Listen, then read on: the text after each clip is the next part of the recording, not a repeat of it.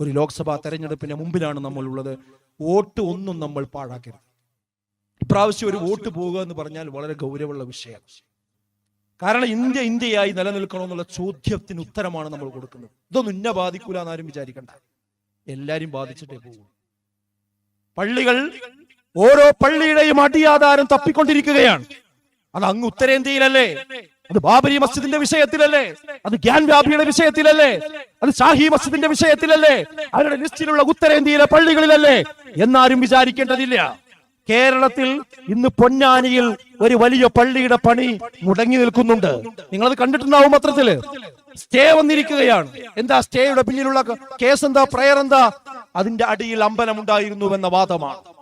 കേരളത്തിൽ പോലും ആ വാദം വെച്ചുകൊണ്ട് ഒരു പള്ളിയുടെ പണി നിർത്തിവെച്ച ഒരു ഘട്ടത്തിലാണ് നമ്മൾ ഇവിടെ ഒരുമിച്ച് കൂടിയിട്ടുള്ളത്. ഇതാ ഇവിടെ അടുത്ത് വന്നു കഴിഞ്ഞു സാധനം. വിവാഹ മോചനം, സ്വത്താവകാശം. ഇതിലൊരു തർക്കം വന്നു കഴിഞ്ഞാൽ മുസ്ലിം വീടാണെങ്കിൽ, മുസ്ലിം കക്ഷികളാണെങ്കിൽ ഇസ്ലാമിക ശരീഅത്തനുസരിച്ച് കൊണ്ടാണ് വിധി പറയേണ്ടത് എന്നാണ് വ്യക്തി നിയമം. അതിനാണ് പേഴ്സണൽ ലോ എന്ന് പറയാ. എന്നാൽ ആ നിയമം മാറ്റി ഇനി നമ്മുടെ സ്വത്താവകാശവും നമ്മുടെ വിവാഹമോചനവും ഒക്കെ പൊതു നിയമം അനുസരിച്ച് കൊണ്ടുവരണം. അതിനാണ് പൊതു സിവിൽ കോഡ്, ഏക civil code, uniform civil code എന്ന് പറയുന്നത്. ആ ഏക സിവിൽ കോഡ് നടപ്പാക്കുമെന്ന് പ്രകടന പത്രികയിൽ എഴുതി ഒട്ടിച്ചു വെച്ച് അത് ഞങ്ങളുടെ ഒരു പ്രധാനപ്പെട്ട ലക്ഷ്യമാണ് എന്ന് സമൂഹത്തോട് ഉറക്ക വിളിച്ചു പറഞ്ഞുകൊണ്ട് ഒരു ഭരണകൂടം വോട്ട് ചോദിക്കുമ്പോൾ, പള്ളികൾ ഓരോന്നോരോന്നായി അതിന്റെ അടിയാധാരങ്ങൾ മാന്തി നാട്ടിൽ ഭിന്നിപ്പും വിഭാഗീയതയും ഉണ്ടാക്കാൻ ശ്രമിക്കുമ്പോൾ, ഇവിടെ ഹിന്ദുവും മുസ്ലിമും ക്രിസ്ത്യാനിയും ഒന്നിച്ച് ജീവിക്കുന്നവരാണ് കേരളം എന്ന് പറയുന്നത്, ഇന്ത്യ എന്ന് പറയുന്നത്. ഈ ബഹുസ്വരതയെ തച്ച് തകർത്ത് എല്ലാവരെയും തമ്മിൽ തെറ്റിച്ച് ഈ നാടിന്റെ സമാധാനത്തിന് തീ കൊടുക്കുവാൻ വേണ്ടി ഒരു കൂട്ടർ ഞങ്ങൾ തീ കൊടുക്കുക തന്നെ ചെയ്യും, അതിന് 400 ചില്ലാന സീറ്റ് ഞങ്ങൾക്ക് വേണം എന്ന് പറയുമ്പോ, ഇല്ല നിങ്ങൾക്കത് തരില്ല എന്ന് പറയേണ്ടത് സായുധ സമരത്തിലൂടെയല്ല, അട്ടിമറിയിലൂടെയല്ല, ബോംബാക്രമണത്തിലൂടെയല്ല. അതിന് പൗരന്മാർക്ക് ഉപയോഗിക്കുവാനുള്ള ആയുധത്തിന്റെ പേരാണ് ബാലറ്റ് എന്ന് പറയുന്നത്, വോട്ടെന്ന് പറയുന്നത്. ആ വോട്ട് ഉപയോഗിക്കേണ്ട സന്ദർഭമാണിത്. അതുകൊണ്ട് നമ്മുടെ വീട്ടിലെ ഓരോരുത്തരും ഫാസിസത്തിന് എതിരെയാണ് നമ്മുടെ വോട്ട് വേണ്ടത്. ആർക്ക് വോട്ട് ചെയ്യണം എന്നുള്ള ചോദ്യത്തിന് സാമാന്യ ബുദ്ധിയുള്ളവർക്ക് ഈ ഒറ്റ വർത്തമാനം പറഞ്ഞാൽ മതി. ഫാസിസത്തിന് എതിരെ.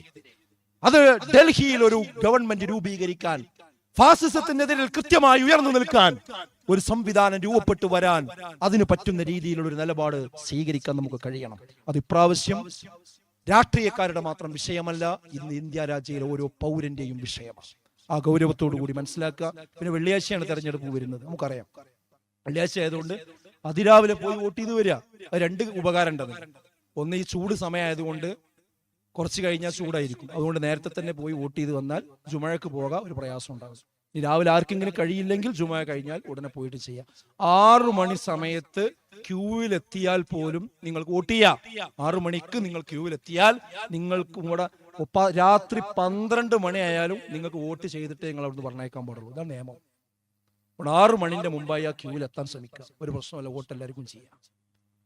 അപ്പൊ അതിനു വേണ്ടി നമ്മൾ തയ്യാറാകണം, കുടുംബത്തെ തയ്യാറാക്കണം. അവിടെ കെട്ടിച്ച കുട്ടിയുണ്ട്, ഇവിടെ മറ്റോളുണ്ട്, അയ്യോളെ കൊണ്ടുവരാൻ ഇപ്പൊ ഞാൻ അവിടെ പോയി കൊണ്ട് കൊണ്ടുവരാൻ ആളില്ല, ഇതൊന്നും പറയാൻ പാടില്ല.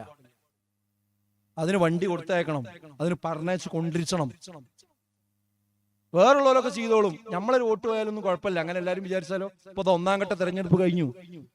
ഉത്തരേന്ത്യയിലെ ചില സംസ്ഥാനങ്ങളിൽ, ചില മണ്ഡലങ്ങളിൽ 1ാം ഘട്ട തെരഞ്ഞെടുപ്പ് കഴിഞ്ഞു. അതിൽ ചില സ്ഥലത്തൊക്കെ 47%, 57%, 60% ഒക്കെയാണ് പോളിംഗ് ശതമാനം. പകുതി ആൾക്കാർ വോട്ട് ചെയ്യാത്ത അവസ്ഥപ്പുണ്ട്. അത് പല കാരണങ്ങളാണ്. പക്ഷെ കേരളത്തിൽ അങ്ങനെ സംഭവിച്ചുകൂടാ. കേരളത്തിൽ വോട്ട് ഷെയർ കൂടുന്നതിനനുസരിച്ച് അത് ഫാസിസത്തിന്റെ നെറുകയിൽ അടിക്കുന്ന ആണിയായിരിക്കും. വോട്ടിന്റെ ശതമാനം കുറയുന്നതിനനുസരിച്ച് അവർക്ക് അതിന്റെ ഉപകാരങ്ങൾ കിട്ടിക്കൊണ്ടിരിക്കുകയും ചെയ്യും. അതുകൊണ്ട് ഈ കാര്യം ശ്രദ്ധിക്കുക.